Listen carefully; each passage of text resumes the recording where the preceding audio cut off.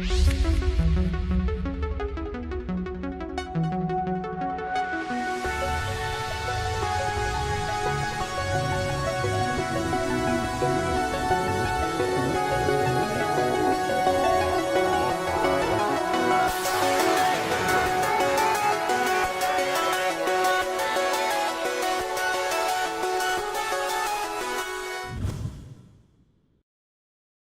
tout premier endroit opérationnel dans le Medipôle, le PC Sécurité. Les armoires qui sont là, ce sont les armoires où on a toutes les alarmes incendie qui apparaissent. Et ils vérifient que tout fonctionne correctement. L'hôpital produit 75% de ses propres besoins en eau chaude. Pour cela, il possède 8 stations de production. Voilà les panneaux solaires dont on vous parlait tout à l'heure. Donc il y en a de répartis dans différents endroits. Vous en avez là, vous en avez de l'autre côté. Ces stations sont alimentées par 1300 m² de panneaux solaires situés sur le toit du Medipôle. L'hôpital est également équipé de machines autoguidées qui assurent le transport entre le bâtiment du Logipôle et l'ensemble des services de l'hôpital pour le linge, les médicaments, les repas des patients ou d'autres fournitures. Ces deux bras vont enserrer le chariot pour éviter qu'il se tombe. Le Medipôle possède également 2 data centers pour des raisons de sécurité. Là, c'est le cerveau informatique de l'hôpital. La téléphonie, l'informatique, les appels malades, la vidéosurveillance, etc. Tout passe par ce réseau. Le bâtiment est entièrement équipé en fibre optique. À terme, le Medipôle accueillera 30 chambres de réanimation, c'est 10 de plus qu'à l'hôpital Gaston Bourret. On est dans une chambre type pour la réanimation. On a des bras là, qui permettent de raccorder tous les équipements qui permettent de raccorder le patient. Actuellement, une quarantaine de personnes travaillent déjà à plein temps au Medipôle. En 2017, nous allons créer des postes de soignants, donc essentiellement des postes d'aides-soignants, quasiment pas loin de 70 postes d'aides-soignants supplémentaires, des postes de médecins, une dizaine de postes de médecins et d'internes, et des postes d'infirmiers. Donc à peu près 140 postes supplémentaires vont être créés entre, je dirais, novembre 2016 et juin 2017. Donc le personnel de Gaston Bourret va être transféré ici, c'est ça? La totalité du personnel de Gaston Bourret et de Magenta, il ne faut pas oublier Magenta, va être transféré sur le Medipôle. D'accord. Est-ce qu'il va y avoir des formations ici pour créer de nouveaux emplois ou pour... Je ne vais pas le mettre au futur, je vais le mettre au passé et au présent. C'est-à-dire que nous avons lancé de nombreuses formations de préparation, d'abord sur les nouveaux métiers, c'est la première étape. Et actuellement, donc, on va préparer une formation qui sera importante à partir de septembre, qui va être une prise en main du bâtiment. C'est-à-dire une formation où quasiment l'ensemble du personnel hospitalier va passer pendant 4 heures dans un service pour savoir comment fonctionne la pneumatique, les stores, la clim, enfin l'ensemble de la technologie nouvelle du bâtiment. Est-ce que ici sur le site du Medipôle, il va y avoir des nouveaux recrutements concernant le personnel? Alors sur le personnel, nous allons créer 140 postes supplémentaires, je vous disais, entre novembre et juin prochain. D'accord. Pour le recrutement de ces personnes, comment vous y êtes pris? Vous faites, c'est de l'emploi local ou... Oui, c'est essentiellement d'emploi local, bien entendu. Nous sommes soumis à cet objectif comme toutes les entreprises ou comme toutes les directions. Donc c'est dans l'emploi local essentiellement, avec on va mettre en place un centre de recrutement, enfin une cellule de recrutement, notamment, mais plutôt dédiée vers le personnel aide-soignant et infirmier. Très bien, merci beaucoup. Voilà, merci. Pour commencer, qu'est-ce qu'une taxe? Prenons un exemple. Vous achetez un sandwich. Il vous en coûte 630 francs. Ce prix est en fait composé de 600 francs, prix de vente de votre déjeuner, auquel le commerçant a ajouté 30 francs de TSS, taxe sur les services. Les deux éléments sont ainsi distingués sur votre ticket de caisse. Cette taxe, votre commerçant ne l'aperçoit qu'à titre temporaire. Il la reverse par la suite aux impôts. 51 milliards de taxes sont ainsi reversées par an, venant alimenter les budgets des collectivités. Aujourd'hui, au pays, c'est un peu la jungle de la taxe. On en compte 7 distinctes. La TGI, la TBI, la TP ou encore la TFA sont des taxes payées sur tous les produits importés au pays. La TSS s'applique à tous les services rendus à titre payant. La TNH s'applique spécifiquement aux établissements hôteliers. Enfin, le droit proportionnel aux patentes concerne le droit d'exercer des travailleurs indépendants. Désormais, la TGC est la seule à avoir le droit de citer. Elle s'inspire largement de la TVA française. Elle comprend plusieurs taux. Si le taux normal de 11% s'applique le plus largement, un taux supérieur, fixé à 22%, concernera l'automobile, les équipements de la maison, les boissons sucrées et alcoolisées ou encore le tabac. Un taux réduit de 3% s'appliquera par exemple aux produits locaux, aux livres ou au transport de personnes. Certaines transactions ou produits seront eux exonérés de taxes pour des motifs d'intérêt général, comme par exemple les maisons de retraite ou les crèches, mais aussi les produits de première nécessité, comme le riz ou les carottes. Ils sont partout. Ils sont devenus un produit de consommation courante. Depuis 2007, Port Vila, la capitale, a même accueilli 3 magasins spécialisés. Là, on a 4 types de panneaux solaires.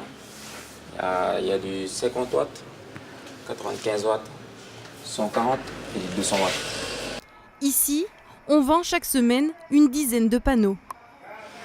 Il y a peu de gens qui payent des gros systèmes, on va dire, avec ça, du 200 et 140. Mais sinon, des 50 et 95, c'est ceux qu'on vend beaucoup. Voilà, ce panneau ici, il nous aide à pomper l'eau. Loulou est ce qu'on appelle un petit consommateur. Lui aussi est équipé de panneaux 95 watts. En plus de celui-ci pour sa pompe à eau, il en a 2 autres sur le toit de sa maison. Ici, pas de frigo ni de congélateur, alors ce petit équipement suffit. Pour ses panneaux et ses batteries, il a déboursé 200 000 francs. En fait, pour moi, je sais que c'est la meilleure besoin pour utiliser le photovoltaïque parce que dès que tu ne penses plus à payer les factures tous les mois, quoi. Voilà.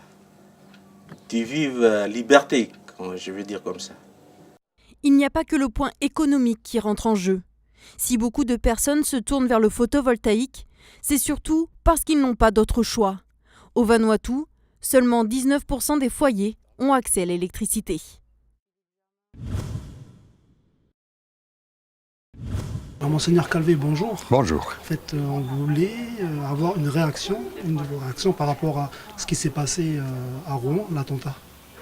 Alors c'est une chose que j'ai appris comme tout le monde, par les médias. Et puis, peu après, alors qu'on essayait de savoir ce qui s'était réellement passé, j'étais d'autant plus intéressé que j'ai habité en Normandie autrefois pendant un certain nombre d'années et je connaissais bien un certain nombre près du diocèse de Rouen, c'était Rouen et Le Havre à l'époque. Et là, j'ai pris connaissance du communiqué de Monseigneur Dominique Lebrun, qui est l'archevêque de Rouen actuellement, qui était auparavant évêque à Saint-Étienne et qui a fait un communiqué où il dit vraiment en même temps sa souffrance, le fait qu'il partage avec ceux qui ont été les victimes et les proches, et qui dit à la fois une incompréhension, mais aussi que les seules armes de l'Église catholique vis-à-vis d'un acte pareil, eh bien, c'est la prière. Alors, Monseigneur Calvé, on a une réaction du président de la République qui nous dit que c'est la République qui est visée, mais à côté de ça, on a aussi M. Valls qui dans un communiqué, M. Valls nous dit carrément que en fait, l'objectif de Daesh, c'est de créer une guerre de religion. Que pensez-vous de ces propos-là ? On peut dire toutes sortes de choses, mais c'est un calcul. En fait, c'est un mécanisme, comme on a des sectes qui sont antisociales, eh bien, Daesh fonctionne sans doute de cette manière-là. Et il importe pour la société de voir à la base comment assécher cette espèce de marécage et de flou et de références qui sont complètement hors de propos à des raisons religieuses pour une violence qui est d'une certaine manière maladive, mais pas uniquement maladive, qui est une volonté de faire du mal.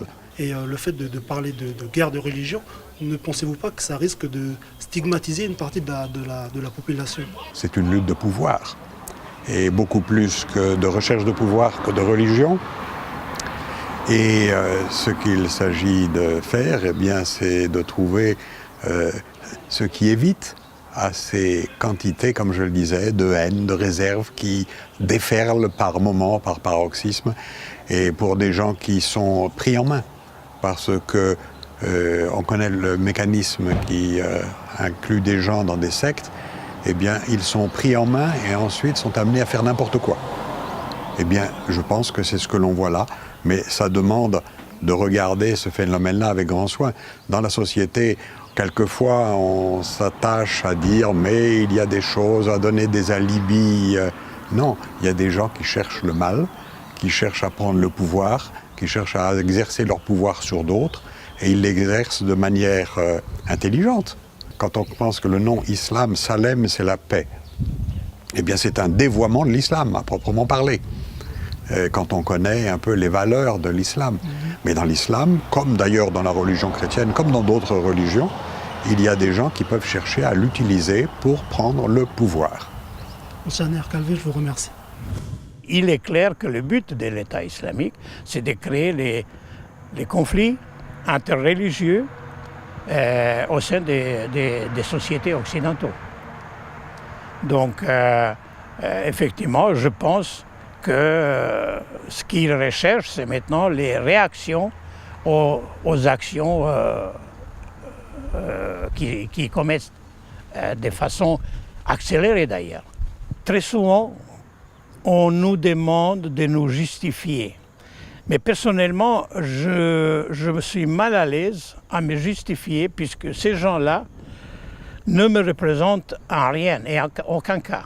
Je peux que condamner de façon la plus ferme ces actions inacceptables, ces actions bestiales, ces sacrifices des victimes innocentes. Il y a quand même une gravité parce qu'il y a eu évacuation d'enfants, il y a eu sollicitation des pompiers. Nous, parents, les premiers, on n'a pas été informés comme ça. Pascal partage son mécontentement au directeur de l'école vêtu d'un tricot rouge. Autour de lui, parents d'élèves, gendarmes, mairie et sécurité civile, tous sont venus pour assister à la visite du comité territorial de sécurité. Il y a quelques semaines, une importante fissure est apparue dans le mur de l'école. Le bâtiment a été évacué et fermé durant 2 jours. Comme en fait ce sont 2 murs côte à côte, il peut y avoir des cas où le mur il est monté que d'un côté et de l'autre côté on n'a que le poteau. Contacté par la mairie de Vaud, Régis Sanchez, ingénieur en génie civil, a effectué une première expertise des fissures. Ici, il explique aux parents que les fissures signalées seraient en fait des joints de dilatation et ne représenteraient aucun danger pour les enfants. D'accord, mais le problème en fait c'est pas l'histoire des joints de dilatation, c'est que nous on s'est aperçu en allant dans cette salle que quand un camion passe, la salle elle vibre. Ah oui, mais ça c'est autre chose. Ça, mais c'est ça le problème, c'est ça le problème. C'est pas nous, c'est pas les joints de dilatation, on s'en fout des joints de dilatation. C'est le fait que la salle elle bouge. Et moi j'ai fait l'expérience d'aller dans la salle, de sauter, et on sent que la structure elle bouge. Je suis désolé, c'est ça qui nous inquiète. Ah non, mais là, c'est ah non, mais moi ça c'est pas la peine de nous faire accrocher les jeunes de natation, c'est très bien quoi. Et dans la classe, pourquoi il y a un creux devant le tableau par terre? Il n'y avait pas de ça quand on venait aux réunions parents professeurs? Ah mais je sais pas, mais on va aller là-bas directement. Nous voilà, ce sont ces éléments-là qui nous... Les parents sont aussi inquiétés par un affaissement apparu depuis peu dans l'une des salles. T'as combien de millimètres là? 5, 6? Il y a un affaissement éventuel de la chape. 4 mm. Qui peut être tout à fait normal, mais on va simplement assurer une surveillance de cet écart. Vous êtes inquiet? Bien sûr, alors, il y a nos enfants, il y a 22 élèves dedans. Puis après, avec les vibrations de chaque jour, après, on ne sait pas, il faut apporter un peu plus de diagnostic ou d'expertise pour évaluer l'état de santé du bâtiment. Si l'inquiétude persiste chez Pascal, l'inspecteur garantit la sécurité des enfants. Au jour d'aujourd'hui, il n'y a pas de raison particulière pour que les enfants soient relogés ou suivent des enseignements dans d'autres locaux. Toutefois, une expertise structurelle du bâtiment sera effectuée durant les vacances scolaires. La mairie de Vaud, quant à elle, devra définir les causes exactes de l'affaissement du plancher de la classe de CE2.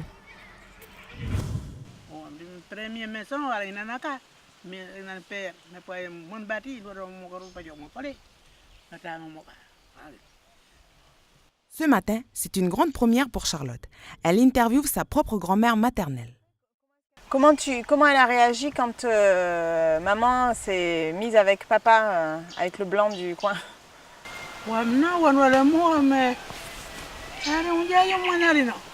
comprends le roulette. Papa, le vie m'a dit, je travaille dans ma mairie, puis travaille par un des amants que faut pas qu'il aille à papa. Parce que c'est la voie de roulette. Dalan m'ajudando à la paix, pareil. C'est le pas de lui. Comme c'est à cause de ça donne pas le blanc. Non, dalan, oui. Moi, je ne vois aucun problème. Pour moi, c'est pas de rien. Je te dis, je vais laisser. Je sais quoi, je sais. Charlotte a 3 enfants. Pour s'épanouir en tant que mère, elle a besoin de connaître l'histoire de Monique, sa maman. Il n'y a eu aucune explication, elle ne nous a jamais raconté sa vie. Elle nous a dit quelques petites choses, mais depuis très peu de temps, elle nous transmet. J'ai l'impression que c'est compliqué pour elle. Mais moi, j'ai besoin de savoir comment elle a vécu, quel rapport elle avait avec ses parents, ses frères et sœurs, qu'est-ce qu'elle a vécu ici à la tribu pour savoir qui elle est finalement. Quand une femme kanak, elle se met avec un homme blanc, il y a une sorte de fossé qui est là, qui se pose par rapport à sa mère, par rapport à Monique, ma grande sœur. Donc j'ai vu qu'il y a eu un fossé qui s'est mis là. Et ensuite, ce fossé-là, c'est ce fossé-là qui fait que Charlotte fait une recherche, un retour pour pouvoir chercher pourquoi il y a ce fossé-là. Moi, je n'ai pas d'a priori là-dessus. Je trouve que c'est une démarche qu'elle doit initier, donc elle doit aller jusqu'au bout. Ici, dans le bureau de son grand-père, elle découvre d'anciennes photographies et des échanges de courriers entre sa mère et ses grands-parents. Les filles et moi-même ne sommes pas très heureuses depuis une semaine car notre papa a eu un malaise cardiaque et est hospitalisé depuis 8 jours maintenant. Michel était revenu d'Afrique depuis le 8 août et je me suis rendu compte qu'il était fatigué. Mais les jours qui ont suivi ainsi que les nuits ont été tellement épouvantables que je lui ai suggéré de se rendre à l'hôpital. Les membres de la famille la soutiennent dans son projet et comprennent parfaitement son désir de rechercher ses origines. Sauf que la parole n'est pas si simple que ça. Cette culture du silence va la pousser à revoir son organisation. Je pensais faire un journal au fil de mes découvertes, mais apparemment c'est pas possible. Donc du coup je vais peut-être changer l'axe de mon livre et essayer d'axer plus sur chaque frère et sœur, en fait, d'avoir leur vie et au travers de ces vies-là, de pouvoir tisser l'histoire de ma mère.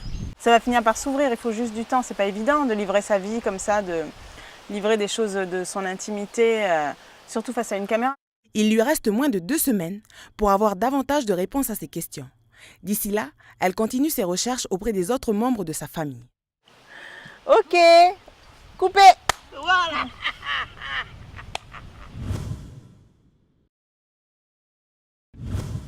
Chez les 10-18 ans, 6 jeunes sur 10 déclarent avoir déjà consommé de l'alcool. Parmi eux, les 10-15 ans, 48% déclarent avoir déjà expérimenté l'alcool, ce qui est plus faible que leurs homologues de France. Toutefois, la part de ceux ayant déjà été ivres est plus importante chez les Calédoniens, soit 5 points de plus que leurs homologues en France. En résumé, la comparaison par rapport à la France laisse penser que la consommation d'alcool est moins répandue en Nouvelle-Calédonie, mais que les quantités consommées y sont plus importantes. Autre thème abordé dans cette étude, le cannabis. 14% des Calédoniens de 10 à 15 ans ont expérimenté le cannabis. C'est 4 points de plus que les collégiens français. Ils sont 26% des 16-18 ans à déclarer consommer du cannabis et 6% de manière régulière. Le suicide est aussi un thème qui a été étudié. En Nouvelle-Calédonie, entre 12 et 23% des 16-18 ans déclarent avoir sérieusement envisagé de se suicider au cours des 12 derniers mois. Les filles sont plus nombreuses à déclarer avoir tenté de se suicider au cours des 12 derniers mois. Bonjour à tous, Cassandra Labelle pour vous présenter le débat sur la sexualité épanouie. Pour ce débat, nous avons sur le plateau la professionnelle de santé, Madame Jean-Jean Carole. Bonjour. L'homme moderne, Monsieur Joe Parto Jean-Christophe. Bonjour. Le représentant des machos, Monsieur Johnny Walter. Bonjour. Avec peu de difficultés, ces élèves de terminale entrent dans la peau de leur personnage. De la femme au foyer aux représentants des machos, c'est avec leur professeur de français qu'ils ont établi ce scénario.